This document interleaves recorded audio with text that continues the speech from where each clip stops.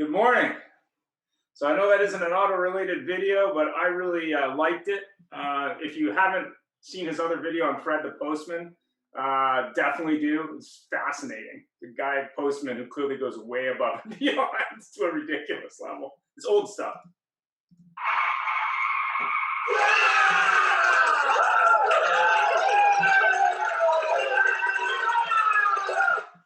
So good morning. So go ahead, Jeff. Good morning, everybody. Thank you for joining us. Welcome to our show. And actually, it isn't how to staff for growth and success, but we tend to miss that on our thing. But this is creating the perfect customer experience. And as we are regular to do, we have all sorts of different titles, working titles, and it's basically creating a memorable experience. And before we continue, we're going at an interesting time in life here. Everybody's joining in here. The world is getting a little bit more restrictions, and everybody's panicking, and things are getting canceled and everything else. But as you notice, sitting behind me is a contributing editor, Mr. Pooh, and it's Winnie the Pooh, of course. And I put that there because this is a little thing ditty that came up with a variety of backgrounds, but not everything is canceled. So in order to feel better, we want to remember that sunshine's not canceled, love isn't canceled, relationships are not canceled, which of course is the topic of our day to day. Reading isn't canceled, naps are not canceled. Please don't nap during our show. Devotion is not canceled, music is not canceled, dancing is not canceled, imagination is not canceled, which is the key thing of the auto industry. Kindness and conversations are not canceled, and hope is not canceled. So hopefully today we can find some ways to get some new hosts. Not new hosts, some new hope. And we have some great books to review here about customer experience. We try to read them, but frankly, we haven't, but we've heard some great reviews. Customer Experience Rules by Victory Bean and not the fashion person. Would you do that to your mother? Very interesting by Jeannie Bliss. And very important here, because this gentleman has joined us today, is our friend Glenn Pash and the Power of Connected Marketing with his co-authors Troy Spring and Tracy Myers, and certainly worth a read and available at Amazon now for a small fee. And so without further ado, we'll tell you a little bit more here. Our disclaimer, just so everybody knows, it's the view of our guests. It's not the opinions of the Auto Hub Show or Ian Nethercott or myself. Maybe they are, maybe they aren't, but just so you know, it's their opinions and their viewpoints, and we're not responsible for any of the activities. So, ladies and gentlemen, you're on your own. Next slide, Ian. And our guest today. Thank you for joining us. We have Katie Mares from PermaShield USA, funny enough, in Toronto, Ontario. Glenn Pash from PCG Digital. I think you're joining us from the beautiful vacation capital of Trenton, New Jersey. And then below him is David Jacobson from a definite resort place with no tourists in the Fort Lauderdale area. And Robert Carbon, head of business development at Kijiji Autos, also in Toronto. Katie, could you quickly introduce yourself? Yeah, definitely. Good morning or early afternoon, I should say. It's nice to be on. I'm Katie Mares. I am a brand experience expert and the COO for PermaShield USA, where we get to protect our customers or the people of the world from ever having a flat tire again. And what better a customer experience is that if you can guarantee to save them time, keep them safe, and give them convenience. So that's me in a nutshell. Nice to see everyone. Thank you for coming. Glenn, your turn. Great. Yeah. Glenn Pash, CEO of PCG Digital. We are a full service digital marketing agency that focuses primarily on the automotive tier 3 dealership. So our job is to help you generate more sales opportunities with your online presence. So we have clients throughout the US, Canada. We also consult in Mexico, Italy, and Europe as well to help them with their online marketing and strategy. So I'm really excited to be here and have this conversation. Thank you for joining us. And David, by the way, I didn't tell everybody you're the Senior VP of Operations of CarSaver and the Walmart program. Please introduce yourself. Yes, thank you. Yeah, Senior Vice President of Operations and Enterprise Partnerships. So we work with Walmart as one of our major partners, as well as manufacturers and banks through our digital retail platform. I'm here to talk about digital retail, Walmart, anything you need around the customer experience. Fantastic. It's very funny. Canada has not really leaned the way the States has with these buying programs and everything. The most we have here right now, in any consequence, is Costco. And with a GM card, you get 500 bucks and 500 bucks in gift cards and maybe a deal. And last but certainly not least, our friend Robert Carbon, head of business development at Kijiji Autos in Toronto. Robert, welcome. Thanks for having me. Yeah, Kijiji Autos is Canada's automotive marketplace. We average about 6.6 million monthly unique visitors. And prior to being a part of Kijiji, I spent 11 years on the dealership side in a variety of different automotive groups and automotive positions. So I have some of the dealership street cred with me. Terrific. It's very nice to know when you got a provider with the dealership experience. We always, from the dealership side, we always complained about the providers. You don't know what we go through, so it's nice to know. But without further delay, our first question for everybody, and we'll just pick on you at random for the answer to this. In your opinion, what's the meaning of a perfect, memorable customer experience, obviously with vehicles? Katie, you've been waiting the longest, so I'll throw it to you to answer. Oh gosh, I would say the perfect memorable experience is something that's tailored to me, where the person who is serving me actually asks me questions and waits for my answers, and then pivots and changes on a dime the experience he or she is providing me based off of what I tell them. Um, our favorite person to talk about is ourselves. And so, as sales associates or anybody who is speaking to a customer, if we just, zipped up for a few seconds, they would collect all the golden nuggets that they would need in order to anticipate their customers' needs and deliver that plus one experience. For me, it's making an experience that is for me. And if we talk about online and creating customer expectations, disappointment or expectations not met. And so online experience is pretty darn good at tailoring it to exactly what you want at that time because they collect all of our information. So from an in-person experience, our expectations are through the roof now, and we want that same personalized experience. We want them to know us, and if they don't know us, we want them to try to get to know us and use that information. So I would say, well, the best experience is the personal experience that makes me feel really good and makes me get to know you and trust you.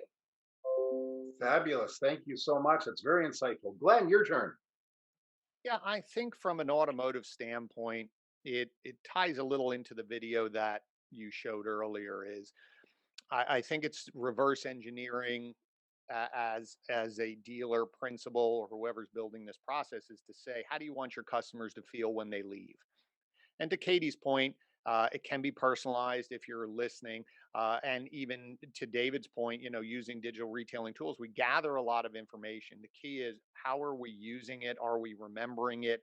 And ultimately, are we saving our customers time? If you're going to make promises in, a digital retailing tool saying, we're going to save you time, but then when I show up, you forget, you just go into your canned process. Again, touching on what Katie said, is that I need to respect that the work that you've done using the technology I've provided, making sure that I'm saving you time, making it easy to do business with me. I think the car buying process is still overwhelming, but I think if I leave and I feel that this was fast, easier, they listened to me, and or even just that wasn't as bad as it used to be, I think that's where we're heading, moving in a better direction. Thank you. Thank you very much. David. Yeah, I think that's right, the way that Glenn laid it out. And just to expand on that, I think it's connecting the experience from first contact through sale, Mhm. not having to repeat yourself, saving all the information, empowering the customer to go as far as they want in the way that they want, which might be online. When you talk about digital retail, that would be online. or even in store, and connecting those two experiences and allowing the customer to get the help when they need it and jump back into their preferred buying path when they're ready. So it should be empowering to the customer, and it should be making the sales associate's job easier, knowing more information, and be able to connect the customer's expectations to what you're actually delivering.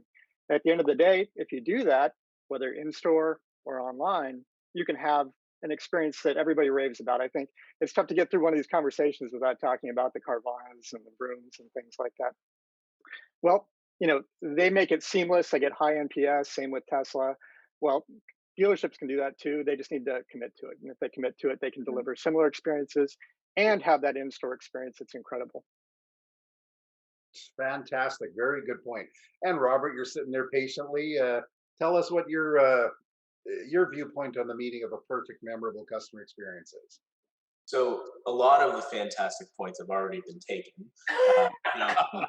So I could just say what everybody else said. I think the ultimate customer experience would be if the customer experience was so great that that customer became a public speaker and then told your story to audiences across the world.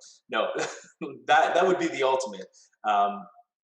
What we want to touch on here is focusing on the various touch points through the customer journey, because the customer experience isn't just the end. It is at the top of funnel, middle funnel, and end of funnel. And with Kijiji Autos, we really strive to create a perfect experience through all of those different phases, because you could have a customer that pivots very high in the funnel before a dealership even has an opportunity to make a difference. So things like how the dealership is shown online, how their inventory looks, their reviews, those are things that happen without the dealership actively being involved. It's all based on your persona, your legacy, and how you run your business. Terrific. Ian, your turn. Yeah. What, in your opinion, what do you think the single biggest hurdle dealers face in creating these experiences? Let's start with Glenn. Well, basically, I think it's what everyone touched on. I think David was the one who said it, and I agree. We have a tendency to look at all these other Carvanas and rooms and all that, but they don't sell that many cars. It's the illusion of it's just easier. And I think what it is David said it, is it's a commitment to this process, and Robert touched on it as well, all the different touch points. That's why I say you got to go backwards and say, what do I want them to feel, and then take the time. And so the biggest hurdle is planning, first deciding, but then going through every one of those touch points, because you can't say I'm going to make it easy and we're going to take care of you, but then it's your VDPs are confusing because you're pricing and you have 15 calls to actions, or oh, we're going to make it easy, but if I click on this button a form pops up and maybe you'll call me tomorrow, versus why can't I talk to someone right now, all the way through to, and Robert's point is that high funnel, I could just leave because the impression online that I receive is also what I think you're going to do when I get to the store. So if it's hard to find your inventory, the pictures aren't great, confusing, can't get anyone on the phone, no one wants to talk to me, and nothing starts till I get there, that's frustration, because we don't put up with that in any other industry. If a hotel website was as confusing as sometimes as a dealership website with, well, I can't really tell you the pricing, you'd say, screw you, I'm going to find another hotel or another, and products like David's is now allowing this to happen, where we can have more convenience. But if it's not well thought through and planned and given time, then it's just going to fall flat. Great. Katie? Oh, I was gonna say, I mean, just to piggyback off of Glenn, is themselves. I mean, I think dealers just get in the way of themselves, and the fact that they actually have to change and do something different. I feel like dealerships, not all of them. There's a lot of progressive dealers out there, but there are a lot of dinosaurs that are stuck back in the dinosaur age that refuse to do anything different. And to Glenn's point, take that time, because they want a fix yesterday. They don't, and they want to see the result tomorrow. They don't want to take that time to really understand the process. And when you're designing a customer experience through the journey, you have to break it down. You have to know what you want them to feel ultimately at the end of the experience, and then break down those moments through time, the touch points through time, and then design the experience But it doesn't stop there. You have to then launch that to your team and train it to your team. And then the work starts, right? And then you have to make the choice every single day to coach it, to keep training it, to keep repeating yourself and make sure it's actually synthesized into the dealership. So it's a choice that dealer has to make and his management team has to make every single day. So I would say what gets in their way is themselves. Yeah, 100%. Robert? Sure. Definitely. What we try to focus on is to not go with a one size fits all approach. And we want to make sure that we're helping as many dealers as possible with the different approaches that are available. So some of the things that we've put in place to help drive consumers from that top of funnel down to the bottom is, putting things in place like browse by category, where someone as a first time shopper has no idea what type of vehicle they're going to get. And we take something that's very complicated. The car buying process can be very complicated, but it doesn't have to be. And by explaining the process in a variety of different ways, we can help kind of break that hurdle to creating this customer experience. So, we have browse by category. We also have advice columns, advice to steer you right, where we get actual dealers to talk about the buying experience.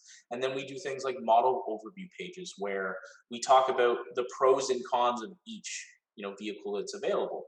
Why this is all important: when the dealer is, when the dealer is in front of a consumer, you want the consumer to be really locked into that vehicle. And if we provide that information up front and help the Canadian go through the path of the car buying purchase, they're ready to transact once they're in front of that dealership. So the biggest hurdle is eliminating that complication in a variety of different ways to suit the needs of each potential customer. Very good. Dave? Yeah, I think a big hurdle in this process is the disparate systems that dealerships have to operate in. So, in order for a customer to go through a single transaction, they might have to touch 10 different systems that the dealership uses, and that could be all the way from whatever creates their marketing messaging to their website BDPs, their inventory source, and nothing's really speaking together. And sometimes they're even provided by the same provider. You could have 4 or 5 of them from a single provider, but they're not necessarily, looking at the customer from a 360 view. It's not really connecting the dots. Just for a customer to know what they'd actually pay for a car, what is my payments? You could be talking about 10 different systems. And so it's been, probably 2 decades of all of us in the industry trying to work and connect all of this so it speaks. And we're just getting to that point. And now that it's here, it's really the dealerships that would be holding them back if they don't decide to really go for it, to really connect all their systems, connect their marketing, to what happens inside their store, connect their websites to an experience where a customer can actually get real information. To Glenn's point about pricing transparency, and then making sure the staff is ready to execute it. So really, I'd say in the last 20 years, the biggest hurdles haven't been their fault, and then now it's up to them to really jump forward because it's a new world. The last year I think has changed a lot. Yeah, for sure. Um, I have another question for everybody, but very interesting. We talk about this. Ian and I were having a discussion yesterday. We talked about a customer that did a deal online and over the phone from a dealer up here, and they were about 400 kilometers away, 250 miles. They did the deal. They made the agreement. They drove all the way out to this dealer to pick up the car, trade their car in. They were very transparent. From the person was transparent from their end. They get to the dealer, and the dealer goes, "Oops, we made a mistake on the numbers." And not only did they drive 4 hours, they stayed overnight, they paid for it all, and all the dealer did was barely apologize. So there's a memorable experience on the other side. And then everybody goes and pays all this money for Google reviews, etc. But to the panel, COVID's obviously affected every part of the world in our business. Due to pent-up demand and inventory problems, many dealers are succeeding in spite of themselves. Once things return to some level of normalcy, soon please, what's your advice to dealers for the future? And David, sorry, I'm going to throw it right back at you because you're warmed up. So yeah, I think the last year has there's been a lot of people that have made hay, while the sun is shining, and it's time for them to take what's worked for them in the past and look at will it work for them in the future. And I think if they're really honest with themselves, how the customers are going to be buying from them in 5 years or 10 years is not going to be what's worked over the last year because of supply and demand. Well, we know that when you have 120, 180 days worth of inventory, it's a very different ballgame. You need to be a really good operator. You need to really be intuitive with your customers. And so now's the time to really look at your operations, look at your systems, and decide, am I going to be in the right position to serve people moving forward? And you can kind of throw out the last, 10 months and say, that's not the reality 90% of the time. 90% of the time, it's going to be, I got to learn how to compete. I got to learn how to serve my customers better. I got to deliver a world class experience. And do I have the right systems in place? Do I have the right mentality in place with my team? And what does it take to get there? Because you just had this likely windfall. You should really invest that in your people, invest that in training, invest that in your marketing, invest that in your systems, invest that in, what your brand is digitally. Super. It's very funny. I wonder how many dealers would say they're in the service industry. That was a very good point. We view ourselves as retailers or whatever. Robert, we're not going to make you wait longer. How about from your point of view? We have a very interesting vantage point where we can see what dealers are doing at a macro level across all of Canada.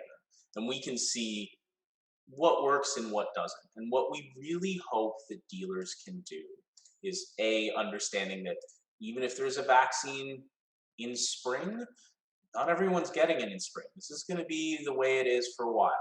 And then to what David was saying, the way that car buying will evolve and continue to evolve isn't going away. We've had this kind of quantum leap and there's no going back. So that said, we really would love to see the dealers continue to do what they've been doing to be successful, which is being flexible, making sure that they can accommodate customers digitally, making sure that they can accommodate customers where applicable, depending on province, come to their home, come to the places of work.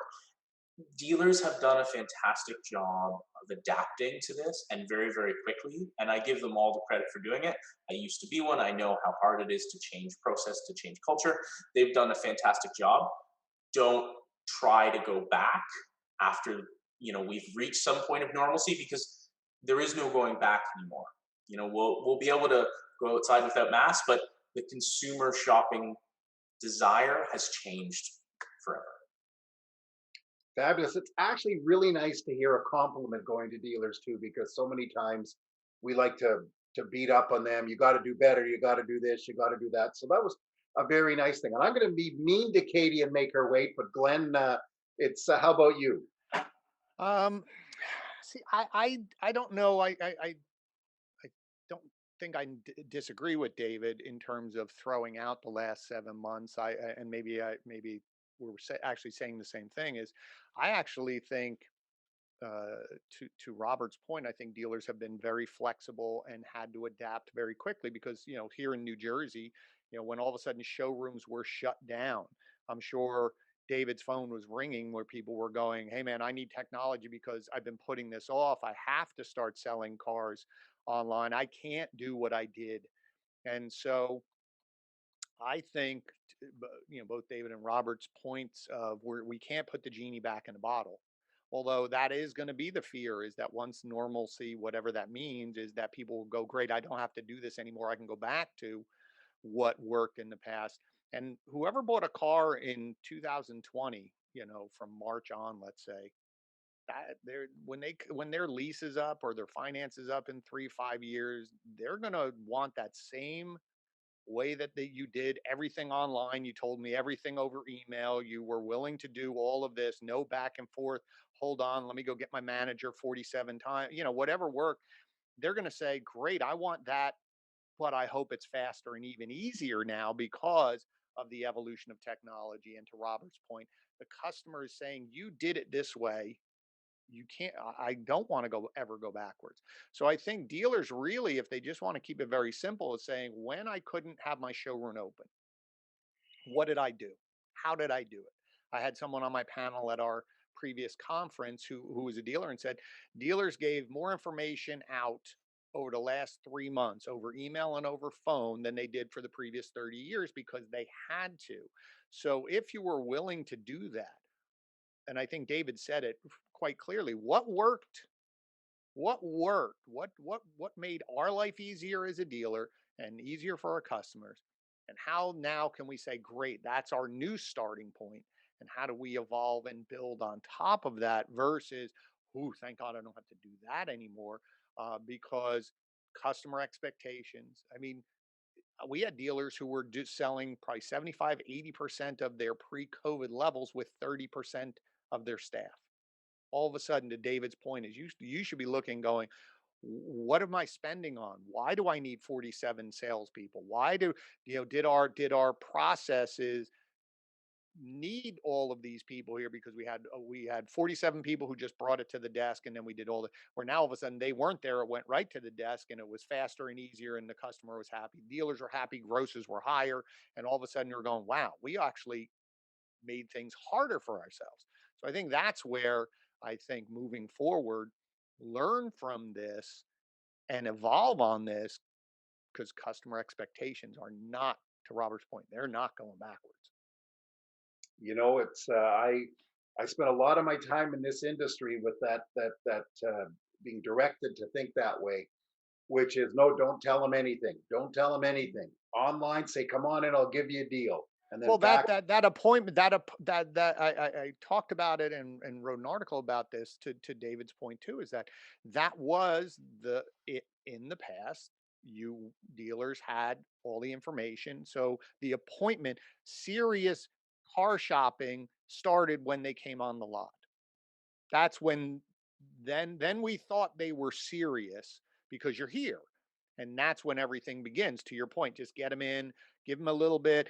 And to Robert's point is you could if you're not thinking all the way end to end and being accessible and being transparent and being willing to have these conversations or at least make it simple to advertise it, you don't even know how many people you're losing that high in the funnel. And I think Robert's point was really spot on, is that when people are up at the top shopping around and looking for what dealer do I want to go deal with, you actually don't, you're worried about the people who are giving you their name and I'm trying to chase those down instead of going, how many people did you not even get to your website, let alone the people you're ignoring on your website? How many thousands of people never got to your website because they saw your inventory somewhere else on a third party and it was confusing, pictures weren't good, convoluted, all the rest of that stuff, like, and we're sometimes we do because we're not thinking all the way through. You're missing that. You're focused on the wrong end of the funnel. Yeah, you want to take care of those people, but how many people are you missing? That's, I always pose that to my dealer clients. How many people are we missing? Right? Same thing to David's point, digital retailing. How many people go to your website? And how many people actually are talking to you? Like, there's thousands of people, but if you could do some cool, fun things with but if conversational you commerce or the digital retailing tool, all of a sudden, what if I could get you to talk to 10% more of your people? For a dealer that has 10, 15,000 people, that's 1,500, 1,000 more conversations. How many more cars are you thinking, right? But nope, nope, nope. So I think all this evolution has to happen, but we gotta do, our goal should be how can we talk to more of the people who show up on our website? That's really, and Robert's point is it's not going backwards. We still like to make things difficult. Well, I mean, I'll use the example. I mean, when I talk to dealers all over North America every day, and I hear numbers like, "Oh, I'm only selling 10% of the customers that become a lead." But to your point, what about the thousands who never became a lead because they just gave up? Like, this is horrible. I'm not even going to navigate it. It's so bad. You know, Unbelievable. It, Yeah. for sure. Yeah. Thank you very much. So, Katie, I see you sitting there coming up with all sorts of ideas. Please tell us what you think once things do return to normal or the new normal. Well, normal. What's normal? I don't think normal exists anymore. When we got into this pandemic, I talked about the temporary new normal. But unfortunately, even that temporary new normal has evolved, and I know in Canada, I mean, we're shutting down again. So what is what is normal?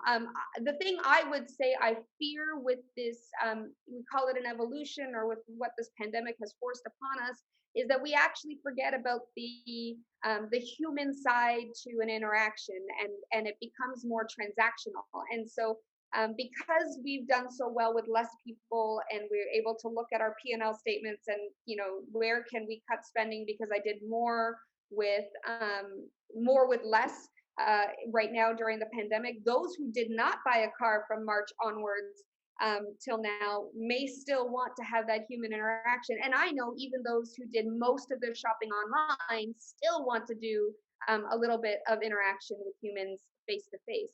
So I would say, I would caution almost, is to make sure your teams, or the teams that are out serving customers in the dealership and online, understand that we can't be transactional even though we're on an online sort of less than human, interfacing experience. We have to have and create an interaction. So I would just caution to not let go of that, but to use this to, everybody's point as the starting point going forward, but not to lose, almost to combine the two experiences together, which means double the work.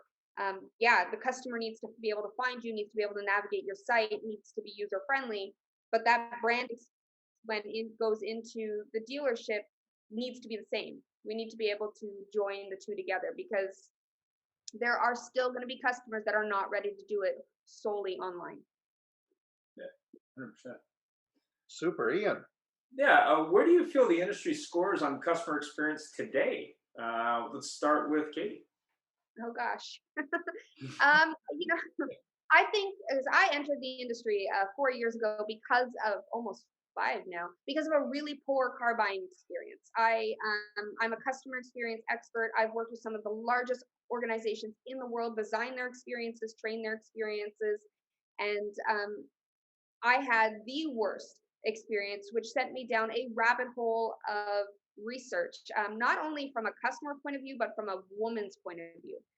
The one thing I think is really cool about the industry is that even though we talk about high expectations that other industries and other companies are, causing our customers to have, so Nordstrom, Starbucks, Chick-fil-A, Ritz-Carlton, you name it. I mean, everybody goes through these experiences, and so our customers' expectations are higher. However, in the auto industry, I think luckily for us, it's still, the expectations are lower, if that makes sense. So they know what they should be getting, but they don't expect to get it from the auto industry. So I think it's a really cool place, especially with this new starting point, is you can only go up from here. Like, you don't have to do a lot to knock the socks off of your customer, because their expectations of the industry or the journey in itself are pretty low.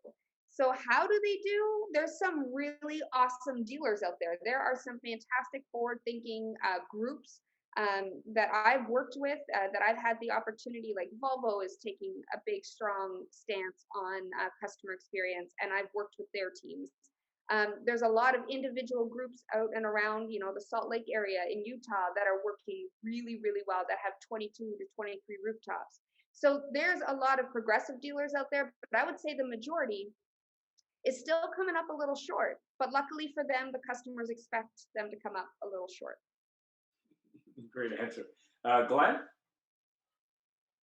I think, going off of Katie's point is, what customers, if you think about it, I mean, I'll just speak from experience. My wife's lease was just up. We went back to the dealership that we always go to.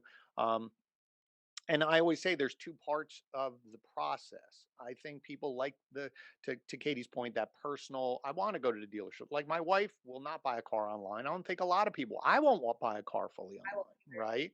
I want to go see it, but that's where I say there's two separate pieces. There's the shopping for a car. That's fun. Go test drive, look at the buttons, look at the colors, look at this, look at that. That's the fun part. It's when you say, that's the car I want, that everything slows down.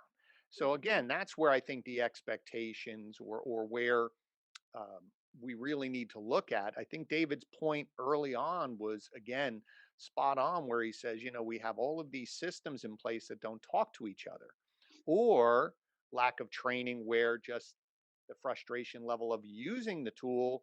Sometimes there's people given a choice in the dealership of not using the tool, so they have their own workaround or their own system. So, yes, it's easy to go look at Chick-fil-A and say, well, they have a consistency, but that's the way they built their process and the way they franchise and the way they explain it. They're car car car dealerships are a little different. It's not as if Volvo said to Katie, picking that OEM, to say every Volvo dealership has to run exactly the same way and here's our playbook. So it's not a true franchise model. It is a 1/2 foot in their franchise model, and then you can do sort of what you want to do. And that's where I think sometimes that expectation is I could go to 3 Volvo dealers and get different experiences. Um, so I think there's a lot more to unpack than just say, and I think all of this, as I said, this whole time has forced everybody to just take a pause and look, but there it's not going to change. I mean, it has to come from the people internally to say we want to deliver this great experience, because then you're going to have to battle technology, you're going to have to battle your staff, you're going to have to battle the manufacturer who basically says every 30 days you got to hit your number or you're not getting your bonus. And so it's, as one dealer said, the beginning of the month was, let's see, what first week is what did we do last month, the next 2 weeks are we have great ideas and we're going to change this, and the last week is forget everything I said, just go sell cars because we got to hit our numbers. So it's systemic. So we can sit here and pontificate, but to Robert's point, dealer, it's not easy because there's a lot of wars going on. They're fighting on a lot of battles. And as much sometimes as they want to give a great customer experience, there's a lot of things in their way from simplicity's sake because they don't have full control, right? They don't have, or someone didn't give it to them and say, this is the only way you can do it. I think if a manufacturer did that, maybe it would be easier for dealers to deliver on it because they're like, okay, we all have one playbook and this is what we got to follow versus, well, I don't like ketchup on my burger. So I'm at McDonald's. We're not going to put ketchup on the burger. They're like, dude, do this or you're not going to have a franchise. So I think it's not as easy, but I think a lot of dealers are working their way through it, some at faster paces, but it's not easy. Great point. David? Yeah, I thought Glenn made a lot of good points on there. And I do want to say I really have felt movement with the manufacturers. So I think that, they are committed to customer experience. I think a lot of 2020 has made people think about customer centric journeys and, they're just evolving much like all these other businesses, Chick-fil-A, customer centric journey from the entire experience. Um, but when I think about the overall customer experience, how would I grade it? Well, it really depends on what dealership and who you meet at the dealership, right? So, I've worked at dealerships, I've worked at very large dealer groups, I've worked in the industry over 20 years. And I'll tell you, if a family member just walked into one of the stores and met one of the salespeople, there's some I'd be terrified, who they're dealing with, and some that I'd be very happy and I know they'd get a world class experience, that they're going to deliver something above and beyond. So there are so many examples of great out there that just need to be repeated and replicated inside the dealership process because there's some incredible people in this business. And then I think that there's some work to go on overall process just to speed things up. Give those people at the dealership the tools they need to have all the information at their fingertips to be able to understand their customers better. There's really no reason, that they can't know what a finance payment would be on every piece in their inventory, a lease payment on everything in their inventory. All that technology exists, but we haven't really worked on it because the processes haven't necessitated it, and it's time to start moving those things forward because all that stuff is at the customer's fingertips more than it's at the salesperson's fingertips. And I think that's why some of these experiences have broken down. I can't tell you how many times I've walked up to one of my people on the lot and said, hey, do you know what the lease special is on that car right there? That we've got flyers out, we've got ads out, and they've got no idea. No idea. So all those things just need to be connected better. I think, I'd give us a 6 out of 10 as an industry. I think we're getting better. But there's still so many times where I wouldn't trust my mother to walk in and work with some people that I know personally. Even, it's a very different experience person by person, this industry, unfortunately. Thanks for that. Robert?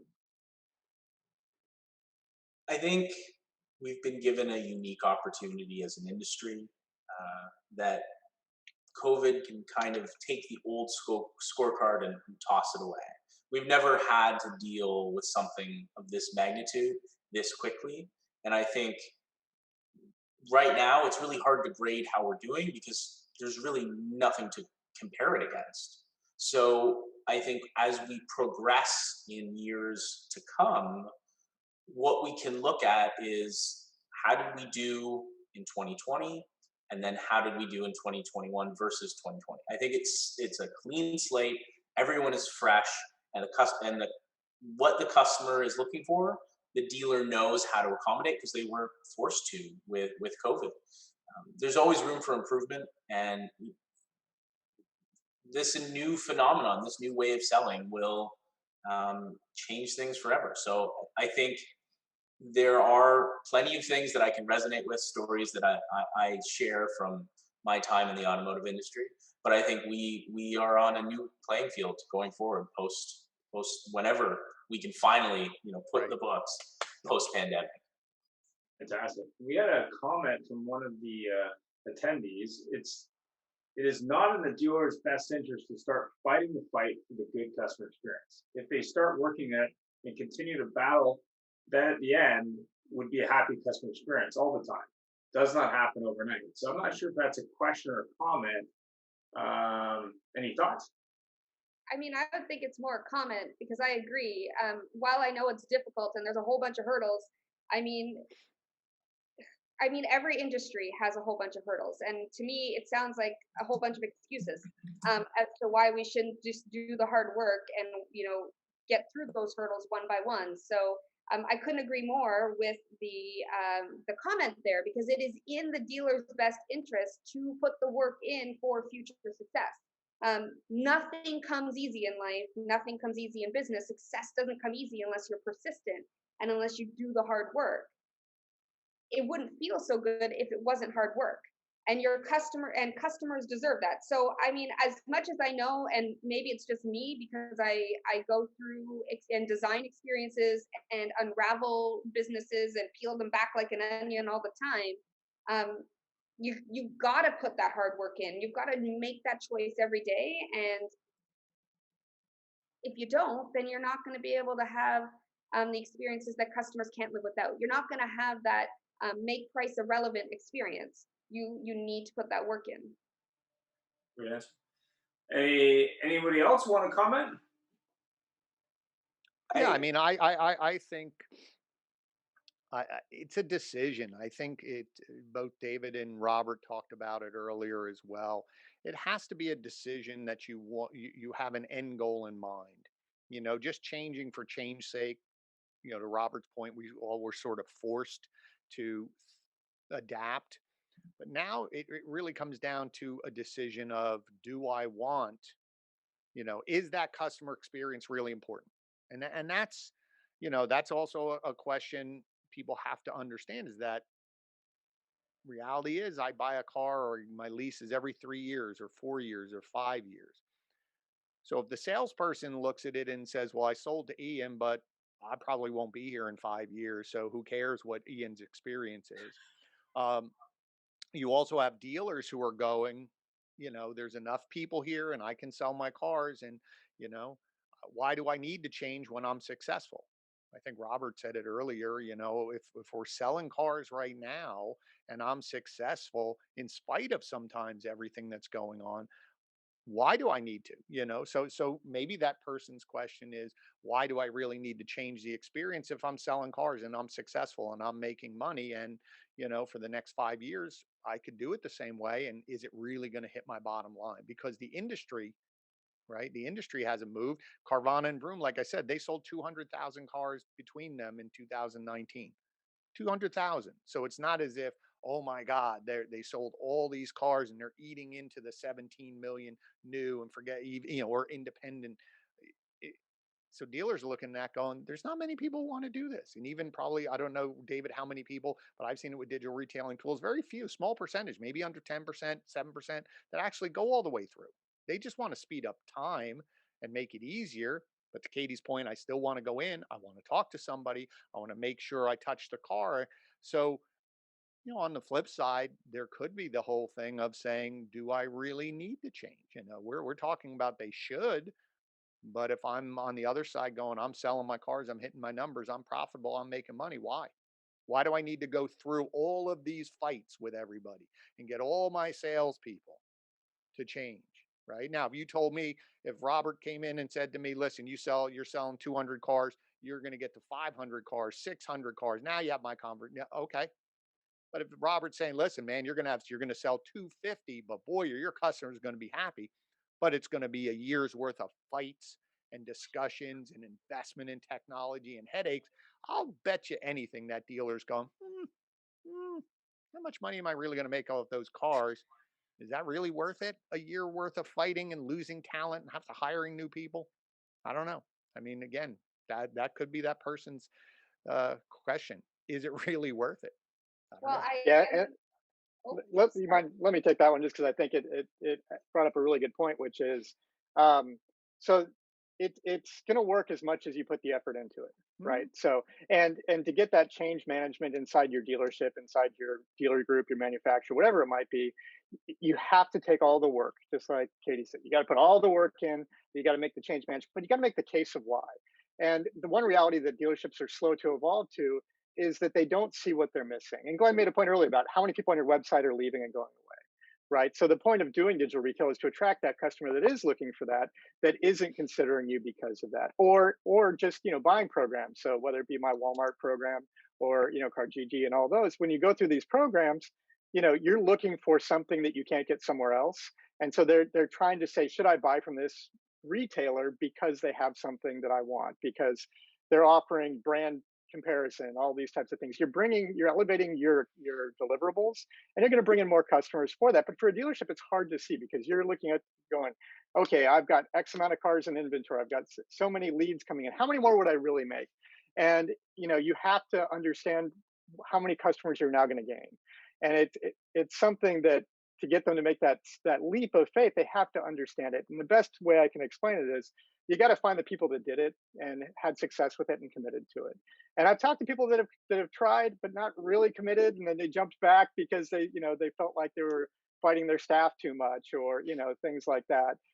It's a commitment, but it's not going back. I mean, it's just not going back. It's going to continue to evolve where more and more customers are going to look for easy. Give examples. I mean, I signed my mortgage paperwork online.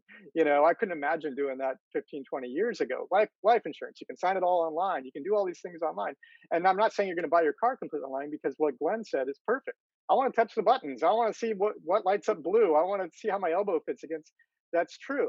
You're going to start online, you're going to get some of that, and then there's going to be some, the inside the brick and mortar experience, inside the online experience, and connecting the two is critically important. Not all customers go 100%, but the ones that come through and start, they convert at a really, really high rate, like Sure, a high absolutely. rate. But they just have to get started there, and then your ability to get them going through the process back and forth and staying informed is critically important. um, but there is absolutely a need. So I think the question is not whether a dealership wants to do it; it's how long they wait, right? How long do I wait? And how much is my manufacturer going to support? How much is my dealership group going to support? Those are questions that I get that they have, that are fair. But there is going to be a day where you have to. I mean, you just have to, because the customers are going to drive that behavior. They're not going backwards; they're going forwards. Yep, I agree. Katie? I was just gonna say, it just goes right back full circle, and we've been talking about this. I feel like everyone goes back to this. Is It's a decision. Right now it's a choice. To Glenn's point of view, right? Well, if I'm making a lot of money, do I really need to? Well, that's a choice. And then to David's point of view, eventually that choice is going to be taken away. But whether it's taken away or given, it's a decision. So Sure. dealers just need to decide which way are you going, and then stand by it. If you decide, to David's point, you're going to go the customer experience route, then commit to it and do it. Don't just have good intentions and then let it fall through the cracks. Commit to that cultural change, that experience. Um, and if you don't, then commit to the other way. But eventually, to David's point, that choice will be taken away, and you'll have to make that decision. Sure. And I totally agree with that. I think eventually it's going to move. It's just that dealers don't know, because there's no time frame to say in 3 years this is what it'll be, or 2 years. There's no end. Dealers deal with 30 days, quarterly, yearly. if you told every dealer that by the end of 2022, this is the only way you're going to do business, then they'd go, okay, because then I have an endpoint. But right now, there's not enough data there. To Katie's point and David's point, by dipping your toe in the water, you're getting some cloudy results versus I'm committing all the way in. So there is still flexibility. And more importantly, I'm selling cars and I'm successful anyway I'm doing it. And someone said early on, not in spite of yourself, but uh, dealers are incredibly adaptable. They will sell cars any way they have to in order to sell. They will be flexible, or else dealerships would have shut down in April because they were like, I don't know how to do this. They just figured it out. The key is there's no set way or marker. Like I said, if Volvo said this is the way it's going to be in 2 years, then they'd go, okay, I got to do it. But again, it's that willingness of saying, balancing struggle with staff, ease of customer experience, profit. Or they have to mix that, look at that big, sort of stew pot and say, what tastes good for me. And it also could depend that a dealer's like, listen, I got 4 years till I'm retiring, so I'm not changing crap for 4 years. I'm off and running and I'm out of here, versus someone who's early on going, no, I'm going to be in this business for 20 years. Again, that's a whole other, little spice into the stew pot as well, as where they are in their journey. Yeah, and since it's time, any final thoughts, Jeff?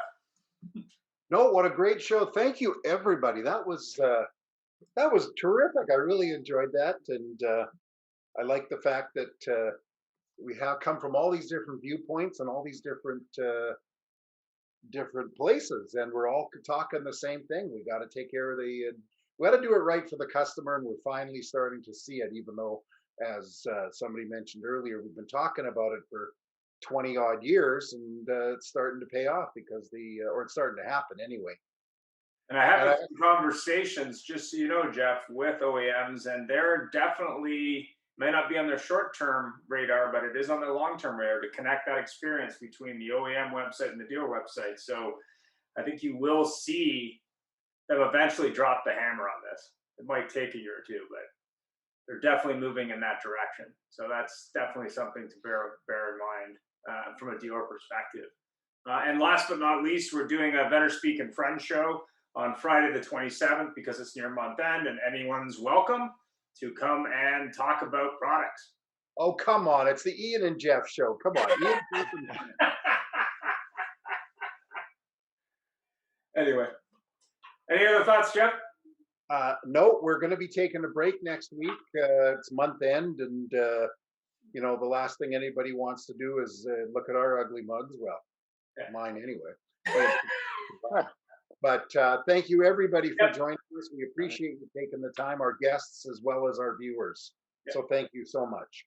And the show will be live sometime tonight, worst case tomorrow, and it'll be on all platforms, as well as an audio version. You can get it on iTunes or wherever you get content. That may take a day or two, just because it takes time to upload to those networks.